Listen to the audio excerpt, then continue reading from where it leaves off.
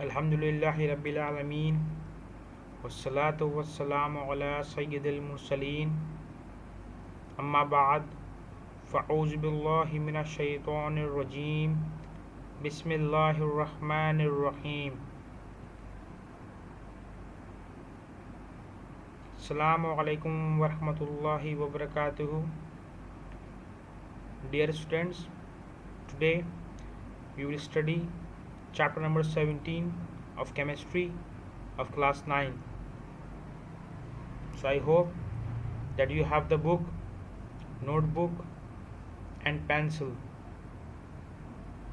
If you don't have any of the things, please collect it quickly.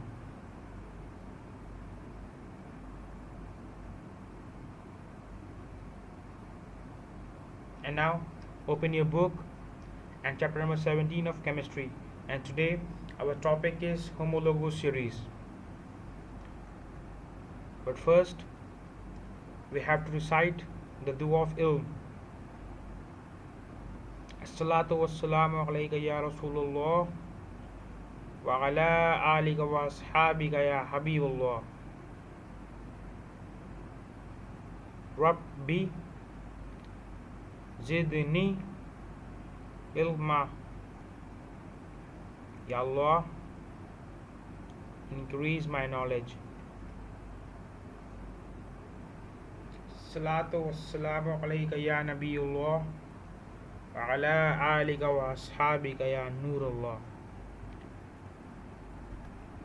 So these are the content of this video lecture that inshallah we will study.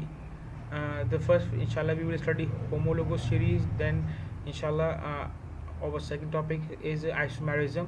The third one is functional group, and the fourth and the last one is that what are hydrocarbons, and there are some classes of hydrocarbons.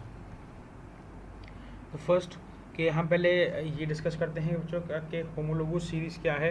Homologous series is a series of compounds with similar chemical properties and same functional group differing from the successive member of CH2। Homologous series की कोई भी इस किस्म की series हमारे पास हो सकती है जिसमें कंपाउंड्स जो हैं वो उनकी जो केमिकल प्रॉपर्टीज़ हैं वो सेम हो, उन पे फंक्शनल ग्रुप भी सेम हो, लेकिन उन दोनों के बीच यानी कि जो सीरीज़ हमारे पास होगी किसी भी कंपाउंड की, तो उसमें अगर फर्स्ट पे जो केमिकल है और जो सेकंड पे जो केमिकल है उनके दरमियान जो है वो डिफरेंस मिलेगा CH2 का, यानी कि एक कार्बन और दो हाइड्रोजन की उसके अंदर जो है वो उसका इजाफा होगा और उसके बाद ही आपको सेकंड जो है उसके अंदर आपको कंपाउंड मिलेगा।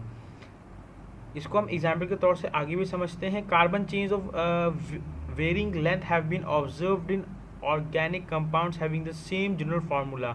और ये चीज़ किस तरह ऑब्जर्व की गई कि कई कार्बन चेन्स के आपके पास इस तरह के ऑर्गेनिक कंपाउंड्स हैं जिसमें ये चीज़ ऑब्जर्व की गई और उनको एक जनरल फार्मूले के तहत भी फिर डिस्क्राइब आउट किया गया। Some organic compounds that vary from one another by repeating unit and have the same general formula from the series of compound।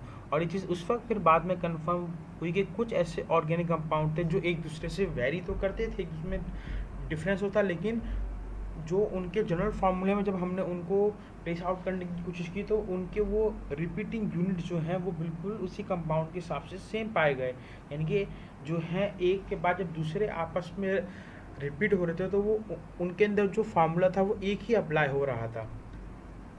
अब इसको एग्जाम्पल के तौर पे समझते हैं।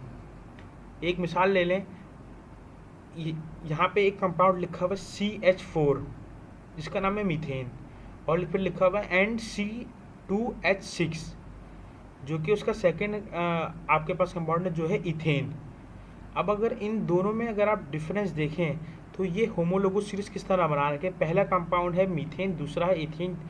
पहले का जो फार्मूला है वो है CH4 जबकि जो दूसरे का है वो है C2H6। अब वापसी मैं आपको पहले पॉइंट पे लेके जाना चाह रहा हूँ कि जो मैंने आपको वहाँ पे समझाया था कि होमोलोगस सीरीज के कंपाउंड के दरमियान जो है वो CH2 का गैप होगा। उस गैप को यहाँ पे रख के और उसको समझने की कोशिश करते हैं कि अगर आप मीथेन यानी कि CH4 के अंदर CH2 को ऐड कर दें या प्लस कर दें तो वो C2H6 बन जाएगा। कैसे कि जब आप CH4 में CH2 को ऐड करेंगे तो यहाँ पे कार्बन 2 हो जाएंगे, और जो यहाँ पे 4 हाइड्रोजन थे वो 2 हाइड्रोजन ऐड होने के बाद यहाँ पे हो जाएंगे 6 यानी कि 6। तो आप अगर गौर करें तो ये आपका नेक्स्ट कंपाउंड बन जाएगा जो कि आपके पास कहलाएगा इथेन। तो होमोलोगो सीरीज इसी का नाम है कि एक सीरीज़ है कंपाउंड की जिसमें CH2 के डिफरेंस के साथ जो है आपके पास कई सारे आपके पास कंपाउंड होते हैं जिनकी जो है केमिकल प्रॉपर्टीज़ भी सेम है और उन पर जो फंक्शनल ग्रुप लगते हैं वो भी आमतौर पे सेम तौर पर ही लगते हैं। अब इसी चेन को अगर मैं आगे लेके जाना चाहूँ मज़ीद, तो उसी लाइन में अगर आप देखें तो लिखा हुआ है C2H6 एंड C3H8। अब फिर दोबारा आप C2H6 को में ऐड करेंगे जब CH2 दोबारा उसी डिफरेंस के साथ, तो जब एक कार्बन C2H6 के अंदर ऐड होगा तो वो C3 बन जाएगा, और 2 हाइड्रोजन जब दोबारा H6 के अंदर ऐड होंगे तो वो H8 बन जाएगा। तो आपके पास एक नया कंपाउंड आ जाएगा, एक नया ऑर्गेनिक कंपाउंड आ जाएगा जो कि कहलाएगा आपके पास प्रोपेन, जो कि 3 कंपाउंड्स के साथ है। तो आप देखें आपके पास एक सीरीज़ बनती जा रही है, जैसे जैसे आप हर एक आपके पास एक नया ऑर्गेनिक कंपाउंड आता है, और जब आप उसके अंदर एक CH2 मज़ीद ऐड करते हैं तो उसमें मज़ीद जो है वो एक नया आपके पास कंपाउंड सामने आता चला जाता है। तो आप देखें CH4, C2H6 और C3H8 जो है ये होमोलोगस कहलाते हैं, और जब ये अगर सीरीज़ बन जाए तो आपके पास होमोलोगस सीरीज़ कहलाती है।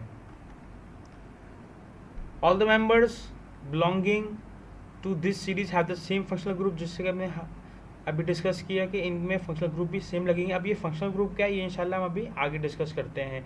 दे have similar physical properties that follow a fixed gradation and increasing mass, के इनकी फिजिकल प्रॉपर्टी भी सेम है और जो है इनके अंदर जो है वो ग्रेजुअली तौर पे इनका मास बढ़ता चला जाता है, और जो कि ज़ाहिर सी बात है CH4 का मास कम होगा C2H6 के मुकाबले, और C2H6 का मास कम होगा C3H8 के मुकाबले, क्योंकि उसके अंदर आप मजीद CH2 एक एक करके ऐड करते जा रहे हैं। फिर यहाँ लिखा होता है properties of CH3OH, C2H5OH and C3H7 are similar and follow a gradual change with increasing molecular mass of the successive member of the series। ये भी एक तरह की होमोलोगस सीरीज है अल्कोहल ग्रुप की, तो इसके अंदर भी जो है वो इसी तरह का ग्रेजुअली तौर पे जो है आपके पास चेंज आपको नज़र आ रहा होगा कि आप CH3OH के अंदर अगर आप CH2 को अगर आप ऐड करेंगे तो यहाँ पे CH3 के अंदर जो ऐड होंगे तो फिर ये बन जाएगा C2H5 ऑटोमेटिकली। फिर आप दोबारा इसके अंदर CH2 ऐड करेंगे तो ये आपके पास फिर दोबारा C3H7OH बन जाएगा। This is because with the increasing in the molecular mass of the compounds and number of bonds also increases. जैसे जैसे आपके पास ये तो कॉमन बात है कि जब इनका मॉलिक्यूलर मास बढ़ता जा रहा है तो इनके नंबर ऑफ बॉन्ड्स भी बढ़ते जाएंगे। ये आपके पास कुछ होमोलोगस सीरीज़ के कुछ कंपाउंड्स हैं जिनके आपके पास जनरल फार्मूले भी लिखे हुए हैं और उनके फर्स्ट और सेकंड होमोलोगस भी लिखे हुए हैं। जैसे कि हमने पहला अभी डिस्कस किया कि जिसमें इसका नाम अल्केन है, कि अगर हम CH4 के अंदर CH2 मज़ीद ऐड करेंगे तो वो C2H6 बन जाएगा। तो अगर आप गौर करें तो सेकंड होमोलोगस पे जो कि एक डिफरेंट पार्ट के उस पर लिखा हुआ है, लेकिन अगर आप दोनों को कंबाइन करके पढ़ेंगे तो वो C2H6 ही कहलाएगा। इसी तरह अल्कीन, अल्काइन, ये आपको जितने नाम हैं ये सारे उन फंक्शनल ग्रुप्स के नाम हैं जो हम इंशाल्लाह अभी आगे डिस्कस करेंगे। तो आई होप आपको होमोलोगस सीरीज़ का कॉन्सेप्ट समझ में आ गया होगा।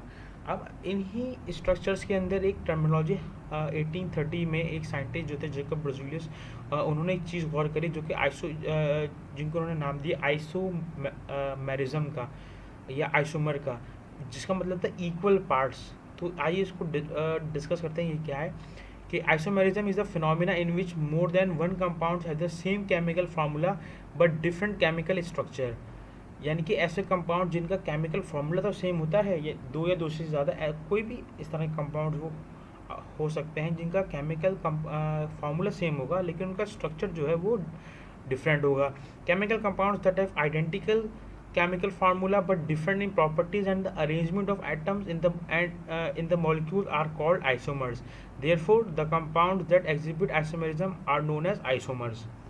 आप ऐसे कंपाउंड जो जिनका केमिकल फार्मूला तो आपस में सेम होगा, लेकिन जिनका जब स्ट्रक्चर डिफरेंट होगा तो उनको आप जो है वो आइसोमर्स कहेंगे, क्योंकि वो आइसोमेरिज्म का प्रोसेस कर रहे हैं, तो इसलिए आप उनको आइसोमर्स कहेंगे कि यानी कि सेम या इक्वल पार्ट्स के दो डिफरेंट कंपाउंड्स। ये जो वर्ड है आइसो और मर्स, ये एक तरह के आपके पास ग्रीक वर्ड है जो निकले आइसोस से और मेरोस से, जिसका मतलब था सिंपली इक्वल पार्ट्स। इसको कुछ इस तरह के डिफ्रेंशिएशन क्या नाम है आप समझ सकते हैं कि एक तरफ आपके पास दो कंपाउंड है जिसमें एक प्रोपेनल है और एक तरह का प्रोपेनॉन है जिसको हम सिंपली तौर पे एसीटोन भी कहते हैं। तो इसके अंदर इसका फार्मूला बिल्कुल सेम है कि कार्बन 3 आपके पास मेन चेन में है। ऑक्सीजन अगर हम पहले वाले में देखें तो ऑक्सीजन जो है वो आपके पास थर्ड वाले पे जो है वो ऑक्सीजन लगा हुआ, जबकि अगर हम उसको सेकंड वाले पे गौर करें तो वो सेकंड वाले कार्बन पे आ गया है वो। तो इसमें number of carbon, number of hydrogen और नंबर ऑफ ऑक्सीजन दोनों सेम हैं, लेकिन जो अरेंजमेंट है वो डिफरेंस वो हो गई है क्या नाम है चेंज।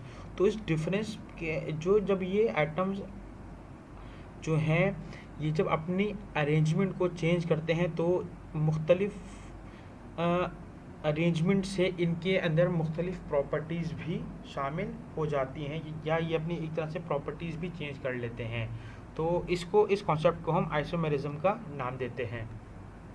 यहाँ पर भी आपके पास एक और एग्जाम्पल है कि चेंज जो है आप देखें वो बिल्कुल सेम है, कि जो फर्स्ट पे अगर आप देखें फर्स्ट क्या नाम है क्लोरीन पे, तो वो यहाँ पे वो थर्ड नंबर के क्लोरीन पे लगा हुआ है, या अगर हम इसको राइट हैंड साइड से काउंट करते हैं तो वो फर्स्ट पे लगा हुआ है, और जबकि जो दूसरा कंपाउंड है वो सेकंड क्लोरीन पे लगा हुआ है। तो ये स्ट्रक्चर के चेंज होने से इनका नाम भी चेंज हो जाता है। अब जो हमने एक नाम डिस्कस किया कि ये कि होमोलोगस चीज़ के अंदर फंक्शनल ग्रुप भी सेम होते हैं, तो आइए इसको ज़रा डिस्कस करते हैं। क्या है कि functional groups in the field of organic chemistry are the substitute or atoms or group of atoms that are attached to specific molecules। Functional group जो हैं ऑर्गेनिक केमिस्ट्री में आपके पास इस तरह के सब्स्टिट्यूट या ग्रुप ऑफ एटम्स होते हैं जो कि स्पेसिफिक मॉलिक्यूल से जाकर अटैच हो जाते हैं, वो आपके पास फंक्शनल ग्रुप कहलाते हैं। आप इसकी डेफिनेशन कुछ इस तरह भी कर सकते हैं कि an atom or group of atoms present in a molecule which gives the molecule unique character and the properties and is therefore referred as functional group. के कोई भी एटम या ऐसे ग्रुप ऑफ एटम जो कि मॉलिक्यूल में present हो, जो कि उस मॉलिक्यूल की या उस कंपाउंड को जो है यूनिक कैरेक्टर दें और उसकी प्रॉपर्टीज़ को चेंज कर दें, उसकी प्रॉपर्टीज़ को पहले से बिल्कुल चेंज आउट कर दें, तो उस खास किस्म के ग्रुप को जो है आप फंक्शनल ग्रुप का नाम देते हैं। these meioties are responsible for chemical reaction that are molecule they attach to participate in। ये जो आपके पास मायोटीज होते हैं ये ही केमिकल रिएक्शन के लिए क्या नाम है रिस्पॉन्सिबल होते हैं, जो कि मॉलिक्यूल से अटैच होके इसके अंदर पार्टिसिपेट कर रहे होते हैं। तो अगर एक कंपाउंड के अंदर एक तरह का फंक्शनल ग्रुप लगा हुआ है और वो दूसरे से और वो पूरा मॉलिक्यूल जो है किसी और मॉलिक्यूल से रिएक्ट करता है, तो उस रिएक्शन के अंदर जो है वो फंक्शनल ग्रुप का सबसे अहम रोल होगा। अब ये जो मैंने वर्ड यूज़ किया मोइटीज़, ये मोइटीज़ क्या है? The part of molecule which can be found in many other molecule as well, कि इस मॉलिक्यूल का कोई भी ऐसा पार्ट जो कि दूसरे मॉलिक्यूल में भी मिले, तो उसको हम इन फंक्शनल ग्रुप को हम इस नाम से भी बुलाते हैं। ये कुछ खास किस्म के आपके पास फंक्शनल ग्रुप हैं जो कि ग्रुप ऑफ एटम है। आप देख सकते हैं कि उनके अंदर साइडों पे कुछ बॉन्ड जो है वो एम्प्टी हैं, यानी कि वो खाली हैं। तो वो जो एम्प्टी होने की वजह वो यही है कि जब ये दूसरे किसी कंपाउंड या कार्बन की चेन के साथ जाके अटैच होते हैं तो उसके अंदर एक यूनिक कैरेक्टर ले आते हैं और उसके रेट ऑफ रिएक्शन या दूसरे किसी की प्रॉपर्टीज़ को भी चेंज कर देते हैं। अब हम डिस्कस करते हैं कि हाइड्रोकार्बन्स क्या है। अगर हम हाइड्रोकार्बन को बहुत ही सिंपल वे में समझें तो वो क्या है? Hydrocarbon any of a class of organic chemical compound composed only of the elements carbon and hydrogen. किसी भी किस्म के ऐसे केमिकल कंपाउंड जिसमें सिर्फ और सिर्फ कार्बन और हाइड्रोजन आपके पास पाया जाता है, मेनली तौर पे आपके पास वो जो है आपके पास हाइड्रोकार्बन्स कहलाते हैं। The carbon atoms join together to form a framework out of the compound, and the carbon and the hydrogen atom attached to them in many different ways. जो हाइड्रोकार्बन के जो के अंदर जो कार्बन होते हैं वो एक ख़ास किस्म की अरेंजमेंट या एक ख़ास किस्म के फ्रेमवर्क से आपस में होते हैं अटैच, और एक डिफरेंट टाइप का कंपाउंड बनाते हैं। और इसके अंदर जो हाइड्रोजन जिसके साथ होते हैं अटैच, वो मुख्तलिफ कॉन्फ़िगरेशन या मुख्तलिफ स्टाइल से या मुख्तलिफ मेथड से जो है वो उसके साथ अटैच हो सकते हैं। On this basis hydrocarbon are divided into 3 classes. इसी बेस पर जो है वो हाइड्रोकार्बन को 3 क्लासेस में डिफाइन किया गया है। फर्स्ट वन इज आपके पास है एलिफैटिक, सेकंड आपके पास एलिसाइक्लिक, और थर्ड आपके पास एरोमेटिक हाइड्रोकार्बन्स। ये आपके पास सिंपली हाइड्रोकार्बन्स का स्ट्रक्चर है कि सिंपली आमतौर पे जिसके वो किसी भी किस्म का स्ट्रक्चर ले सकते हैं। जैसे कि आप यहाँ पे देख रहे हैं कि 2 कार्बन आपस में अटैच हुए हैं, फिर उनके बीच में सिंगल बॉन्ड है, कुछ में डबल, कुछ में ट्रिपल बॉन्ड है, और कुछ आपके पास एक चेन या एक साइकिल के रूप में आपस में हुए में अटैच, और उसी की बुनियाद पे हाइड्रोजन जो है वो उनके साथ बॉन्ड बनाए हुए हैं। अगर हम कुछ जनरल यूजेस की बात करें हाइड्रोकार्बन्स की, कि हाइड्रोकार्बन आमतौर पर कहाँ से मिलते हैं, तो they are widely use as a fuel. Example LPG and CNG। आपके पास जो आमतौर पर LPG और CNG जाती हैं उनके अंदर हाइड्रोकार्बन यूज़ होते हैं। They are use in the manufacturing of polymers such as polythene and polystyrene. जो आपके पास जो पॉलीथीन की मैन्युफैक्चरिंग होती है, प्लास्टिक पॉलीमर्स की, तो उसकी मैन्युफैक्चरिंग में हाइड्रोकार्बन्स यूज़ होते हैं। These organic compounds find their applications in the manufacturing of drugs and dyes as a starting material. इसके अलावा जो आपके कई किस्म के फार्मास्यूटिकल या ड्रग्स या इस तरह के केमिकल्स होते हैं, ये उसके अंदर भी यूज़ होते हैं। They serve as a lubricant, oil and grease. इसके अलावा ये कई किस्म के लुब्रिकेंट्स और ऑयल और मुख्तलिफ किस्म की मशीन के अंदर जो ग्रीस ऑयल वगैरह यूज़ होते हैं, तो ये उसके अंदर भी आपके पास हाइड्रोकार्बन यूज़ होते हैं। अब हम बात करें कि एलिफैटिक हाइड्रोकार्बन्स क्या होते हैं, जो कि हाइड्रोकार्बन की फर्स्ट वो है class. And aliphatic compound is a hydrocarbon compound containing carbon and hydrogen join together in a straight chains. Aliphatic compound इस किस्म का हाइड्रोकार्बन है कि जिसके अंदर कार्बन और हाइड्रोजन की चेन जो है वो बिल्कुल स्ट्रेट लाइन में अगर अरेंज हुई हो, और तो वो आपके पास एलिफैटिक कंपाउंड्स कहलाते हैं। एलिफैटिक कंपाउंड्स में भी सैचुरेटेड और अनसैचुरेटेड। अब यही जो एलिफैटिक कंपाउंड है ये आपके पास 2 टाइप के हो सकते हैं। पहला हो सकते हैं आपके पास सैचुरेटेड, और सेकेंड हो सकते हैं आपके पास अनसैचुरेटेड हाइड्रोकार्बन्स। फर्स्ट को अगर हम डिस्कस करें कि सैचुरेटेड हाइड्रोकार्बन्स क्या होते हैं, in these compounds carbon atoms and carbon hydrogen atoms are held together by a single bond। अगर यही स्ट्रेट चेन के अंदर कार्बन और हाइड्रोजन के दरमियान सिर्फ और सिर्फ सिंगल बॉन्ड मौजूद है, तो आपके पास ये सैचुरेटेड हाइड्रोकार्बन्स कहलाएंगे। This single bonded compound are the simplest hydrocarbons. और यही जो आपके पास सैचुरेटेड हाइड्रोकार्बन्स होते हैं, ये हाइड्रोकार्बन की सबसे सिंपलेस्ट फॉर्म कहलाती है। This type of hydrocarbons don't have double और ट्रिपल बॉन्ड्स। इन सैचुरेटेड हाइड्रोकार्बन्स के अंदर ना ही तो कोई किस्म का डबल बॉन्ड पाया जाता है और ना ही ट्रिपल बॉन्ड पाया जाता है। एग्जाम्पल इसमें आमतौर पर आपके पास जो अल्कीन फैमिली है, जो इंशाल्लाह हम डिस्कस करेंगे, वो आपके पास सैचुरेटेड हाइड्रोकार्बन्स के अंदर शामिल है। जैसे कि एग्जाम्पल के तौर पर आप इस कंपाउंड को जिसका नाम प्रोपेन है, आप इसको देख सकते हैं कि इसके अंदर सिंपली जो है आमतौर पे सारे जो आपस में बॉन्ड बने हुए हैं वो सिंगल बॉन्ड बने हुए हैं, कार्बन और हाइड्रोजन के दरमियान भी। अनसैचुरेटेड कंपाउंड्स की अगर हम बात करें तो ये क्या होते हैं, this compounds consist of a single, double और a triple bond between carbon carbon atoms. अब ये आपके पास जो हैं तो इसमें सबसे अहम बात यह है कि अनसैचुरेटेड जो आपके पास हाइड्रोकार्बन होते हैं, इसके अंदर आपको सिर्फ और सिर्फ जो है वो डबल और ट्रिपल बॉन्ड मिलेगा। इसके अंदर आपको सिंगल बॉन्ड हरगिज नहीं मिलेगा। The double bonded compounds are called alkenes, the triple bonded compounds are called alkynes.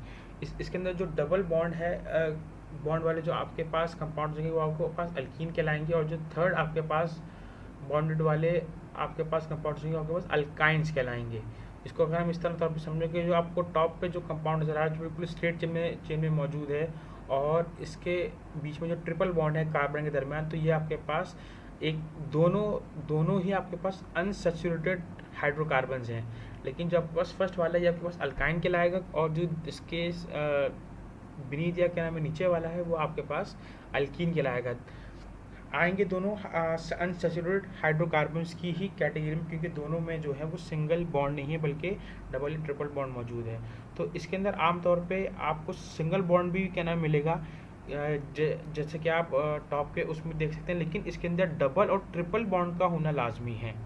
जबकि हमने जो सैचुरेटेड में क्या नाम है पढ़ा था, तो उसमें ये था कि उसमें सिर्फ और सिर्फ आपको जो है वो आपको सिंगल ही मिलेगा, लेकिन इसके अंदर आपको एटलीस्ट एक डबल या एक ट्रिपल बॉन्ड लाजमी मिलेगा। अगर हम एलिसाइक्लिक हाइड्रोकार्बन्स की बात करें तो वो क्या होते हैं,